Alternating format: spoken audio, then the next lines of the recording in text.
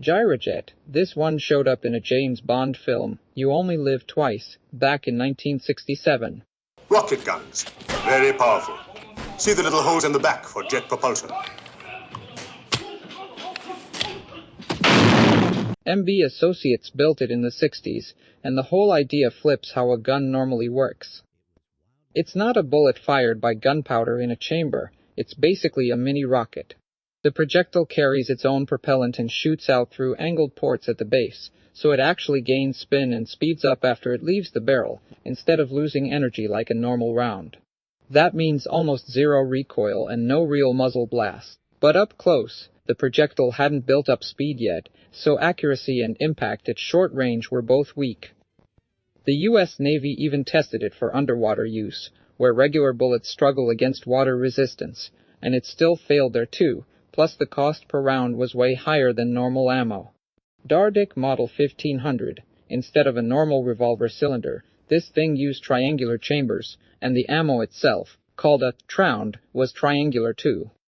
It fed through a rotary system Dardick Corporation patented in the 50s, and the big selling point was you could switch calibers just by swapping the chamber insert, no need for a whole new gun. Sounds smart, except no other manufacturer ever made tround ammo. So anyone who bought one was stuck with a single supplier forever. The company folded after just a few years, and honestly, given how ugly the gun was, that's not exactly a tragedy. Pancor Jackhammer, a bullpup shotgun with a 10-round drum, designed in the 80s by John Anderson, the same engineer behind the USAS-12. It got a whole futuristic look that video games from the 2000s made iconic for no clear reason, and other designs copied the same silhouette. In reality, fewer than 30 functional units were ever produced. The company never got full-scale funding and went bankrupt in the early 90s. Same basic advantages as any 12-gauge, just far more expensive and far less reliable. Winchester Liberator, 4 barrels stacked on top of each other, no slide, no bolt, just a rotating hammer choosing which barrel fires next. Robert Hilbert designed it in 1962, and the whole mechanism is basically an oversized derringer, a spring-driven rotating hammer with an integrated firing pin, a ratchet that turns it after every shot, and a derringer-style reload. It started in 16-gauge, later moved to 12-gauge, and Colt even made an 8-shot version toward the end of the Vietnam War aimed at civilian law enforcement. P11, an underwater pistol from Heckler & Koch with 5 fixed, preloaded barrels instead of 1 reloadable one. Each barrel fires a steel dart using electrical ignition instead of a normal hammer and primer, because mechanical percussion just isn't reliable underwater with all that pressure and moisture. Naval special forces from several countries, including German and American units, used it specifically on missions against enemy combat swimmers.